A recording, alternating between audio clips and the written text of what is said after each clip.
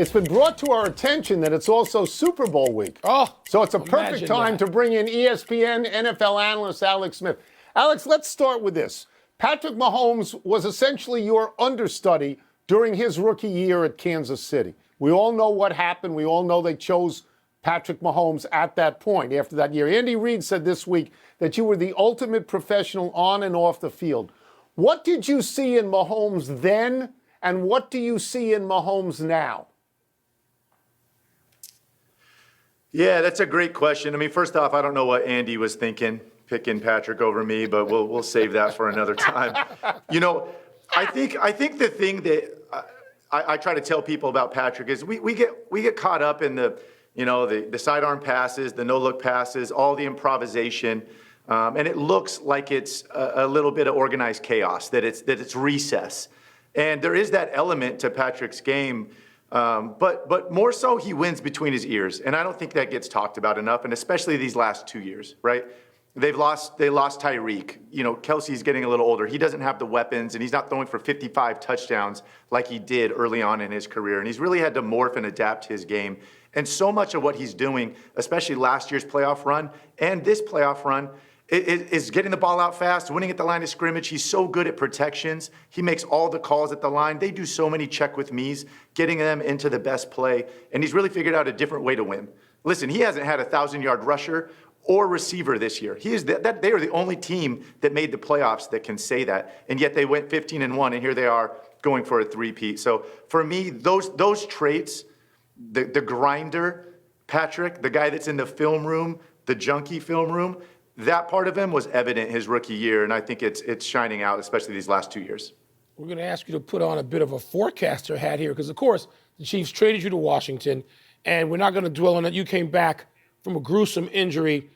When you watch one of your successors, Jaden Daniels, named today Rookie of the Year in Washington, Alex, what do you see? It's unprecedented, Mike. It's the greatest rookie season ever, right? It's the hardest position in sports, and he did it like nobody's ever done it. And I think context is important, right? This is an organization, you said it, that I played for. They've gone through some dysfunction the last couple decades. A lot of people have tried to right that ship. And the people that they have in place now, but specifically Jaden, for a young man to come in his first year in the NFL and to go do what he did has just been remarkable. And I'm not going to do it justice with any of my pros here, but I've been so amazed. There's a lot of really athletic players in college, and you wonder how they're going to translate to the NFL. And I think it was very clear early on that Jaden, the speed and the athleticism did translate. But I think the thing that I was most impressed with was the poise, right? The passing from the pocket, under pressure, and we saw that as the season went on. I mean, how many times in clutch situations, late in a game, fourth quarter, when this guy was playing at his best, and you just can't teach that. You can't teach that kind of poise, and this kid has it. And for the rest of that locker room to know that they have a guy, like for that defensive unit to know that they got a guy, listen, if we just give him one more chance, we get the ball one more time, he's going to go win it for us. And, the future obviously is bright. That's saying the least for him in Washington and that entire organization. And I couldn't be happier for that fan base. It's a sleeping giant, and I look forward to what's to come. We'll go from long-term future to short-term is in Sunday. You have familiarity with the club, the football club that is the Philadelphia Eagles. When you see them as a former quarterback, what do you see that would make you most nervous, Alex? And what do you see that you might be able to exploit, that you will be trying to exploit if you were out there?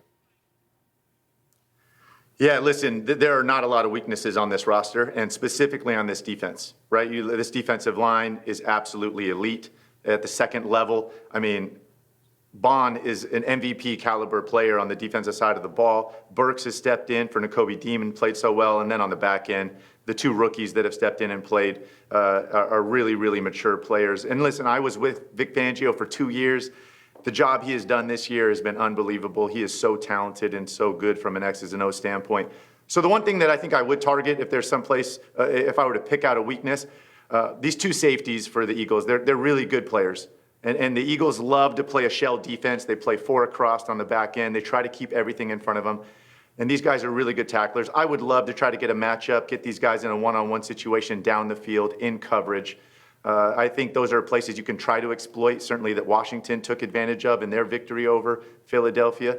But the thing that makes me most nervous is, listen, Vic Fangio doesn't have to pressure. He's got 4 guys up front that can really get after the passer.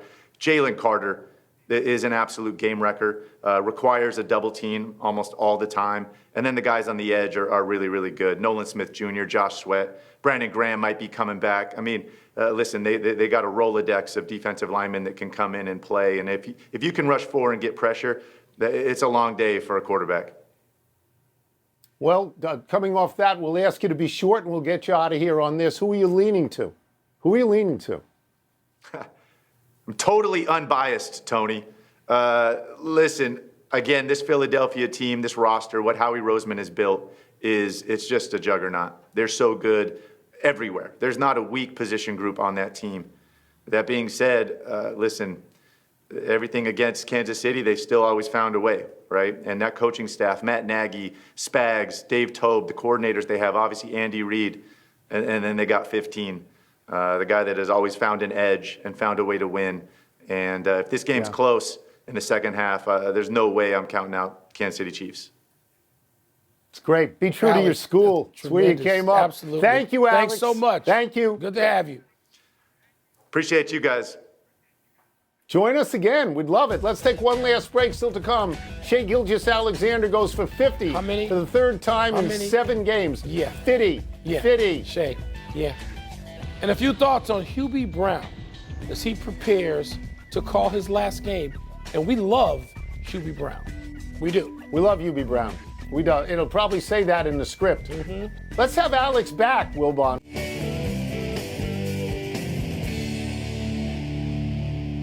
Happy time, people. Happy 27th birthday, Adley Rutschman. The Orioles switch-hitting catcher was the #1 overall pick in the 2019 baseball draft, and when he came up to the majors, it looked like the Orioles were set behind the plate for a decade or more. And Rutschman has been quite good, but there was some adversity last year. Overall, he batted .250 with 19 homers and 79 RBI, which is fine for a catcher. But in his final 58 games, Rutschman hit .207 with 3 homers and 20 RBI, followed by 1 for 8 in the playoffs. Tony, I know the Orioles have a cast, an ensemble, but winning without Santander, that's going to be hard given his production last year. I know he walked. I don't think I could have let him walk. Bryce Harper left the Nationals, your Nationals, and they won anyway, but it's a tough act. Happy anniversary, Tony Gwynn. This is posthumous, but around this day 45 years ago, the future first ballot baseball Hall of Famer recorded 18 assists as the point guard on the San Diego State basketball team. Gwynn remains the Aztecs' career leader in assists with 590, and in a single season with 221. In fact, Gwynn came to SDSU primarily as a basketball player. Ironically, 2 SDSU baseball players were struck by a vehicle, opening up an opportunity for Gwynn. If not for that accident, Gwynn doubted he would have ever played baseball in college. On the same day in 1981, Gwynn was drafted by the San Diego Padres and the San Diego Clippers. How about the fact that Gwynn had more assists in 4 years at San Diego State than he had strikeouts in 20 years of Major League Baseball? After Ted Williams, I mean, isn't Tony Gwynn in the conversation for greatest hitters ever? One of the greatest hitters ever, certainly. A melancholy trails to Virginia Hallis McCaskey. The owner of the Chicago Bears has passed away at the age of 102. McCaskey inherited the team from her father, Bears founder and NFL co-founder George Hallis, in 1983. In the ensuing years, different family members have run the team, but McCaskey has always overseen it. Wilbon, this is your team. What are your thoughts? A couple, Tony. Growing up knowing that Virginia McCaskey, talk about direct link to a founder, a pillar of the National Football League. I guess the last direct link as such. And you know what? There's some cities where owners are reviled and are annoying. Not the case in Chicago with Virginia McCaskey. Whatever the Bears have been or have not been in terms of performance, nothing but praise for Virginia McCaskey and sincerest condolences to the Hallis McCaskey family. We would like to celebrate the broadcasting finale of the great UB Brown. UB, who is 91 years young and has forgotten more about basketball than we will ever know, is going to call his final game on Sunday. Over the years, we have poked fun at UB for his age, calling him a dinosaur and a fossil. We did that because we love him, and we are fossils too. We go back a long way with UB. I first knew him when he coached the Kentucky Colonels to the ABA title in 1975. He coached Atlanta, the Knicks, and Memphis in the NBA. Twice was Coach of the Year. He's in the Hall of Fame. Most of you know him from television, where he took the most complicated of basketball concepts and simplified them for all of us to understand. And we are all better off for having watched UB Brown all these years.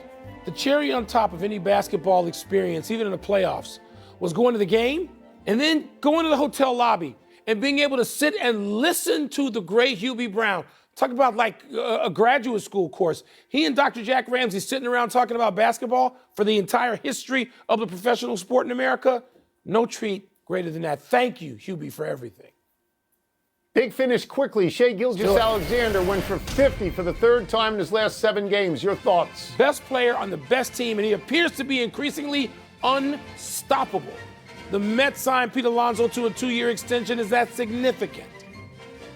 It's less money than I thought he was going to get, honestly, but I'm glad he stayed with the Mets. De'Aaron Fox, 24 points and 13 assists in his Spurs debut. That's significant. I say every week, they're coming to get you, the Spurs. They could be coming to get you now. Now, with Fox in the lineup, with Wemby. Ohio State added 3 more years to Ryan Day's deal. Does that make sense to you? Hey, you can go 0-3 against Michigan. Last one, Deion said on his podcast he couldn't coach pro ball. Do you take his word for it? Yeah, because Deion played for enough pro teams, great and a couple not so great. He won Super Bowls. Deion knows what the pro game is like and the differences between that and the college game. Yes, I believe Deion. We're out of time. We'll try and do better the next time. Son-in-law Ron, happy birthday. I'm Mike Wilbon. Same time tomorrow, Knuckleheads. You can get the podcast on the app or Apple Podcasts. And now, there's Sportscenter. We'd like to see Deion take a crack, though. We'd like to see that. Super Bowl second to the NBA Get this out week. of here.